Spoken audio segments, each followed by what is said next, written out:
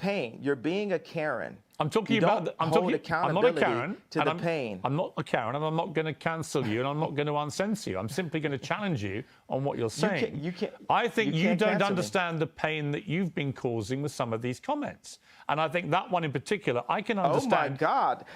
God forbid! God forbid! One comment could cause people to feel any of the pain that my people have went through for years. Even like the blacks being ushered to the left during the civil rights movement.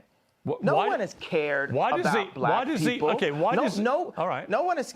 Let me say, I agree that the racism against black people has been utterly deplorable, shameful, unacceptable, and thank God the world is beginning to move to a better place about the way it has treated black people like you. However, one form of racism doesn't justify. It's almost in a better place. Well, one form of racism doesn't justify another. It's not a better place. I'm not cutting you off. I'm finishing my sentence so you can respond. One form of racism. It is racism when you say I'm going DEFCON for Jewish people. I was in a position where I've been hurt, and this is the way I had the right to express myself. The point of this interview is for you to question me, and then for me to answer and say, okay, even though the same rules are not applied to my people, if a person with a gun or drugs is pulled over and has three other people in the car, they're all going to jail. I'm not going to apply that to Jewish people for the sake of this conversation. Isn't that what you wanted? But you know what you did? You tried to civil rights me. You tried to pull me back to a week ago, but we're here today. There's been plenty of conversations and commentary since that, but you want me to go back to 1960. No. You want me to go back to 7 days ago. All right, let me jump in. Here's what I want you to do. I want you to reflect. Okay, so have we grown? Have we grown? Here's how we grow. Yeah, here's how we grow. I want you to reflect. No, have we grown? Have we grown? You're not in charge of my growth. You're not in charge of my growth, Chris. Okay, let me phrase it like this. I'm about to suggest to you how you may grow if you choose to grow this way. And you can ignore me. You can ignore me. Piers, how much money are you worth? Not as much as you, sadly. Exactly. So take my advice. Maybe you'll get richer. I would love to take your business advice. Why would I listen to you? Well, why don't you hear what my advice is and then work out if I'm wrong? Can we do that deal? Well, the thing is, you haven't given me any credit or a moment of reflection for the comparison that I made, the brilliant, if I do say so myself, comparison that I made to the cops pulling over one black person and locking everyone up. I understand what you're saying. And my tweet having issues. Wait a second, I wasn't done with the sentence.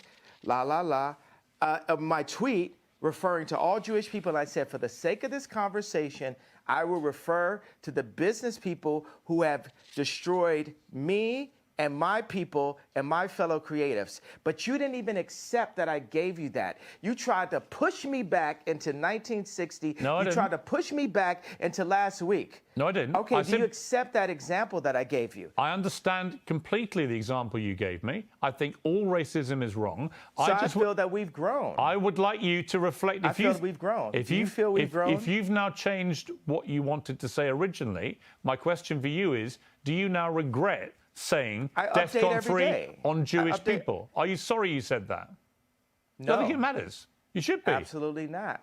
You know, I will say I'm sorry for the people that I hurt with the DEFCON, the confusion that I call. I feel like I cause hurt and confusion.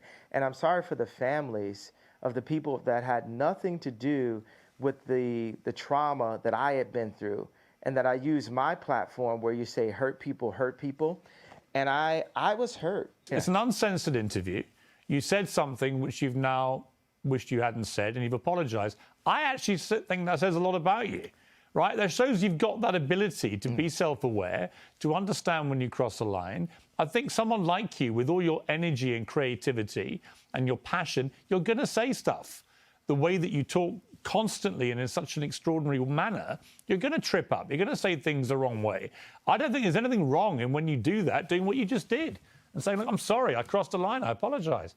I want to say that it's wrong to hold an apology hostage, and I got to let go of that and free myself of the trauma and say, look, I'm just going to give it all up to God right now.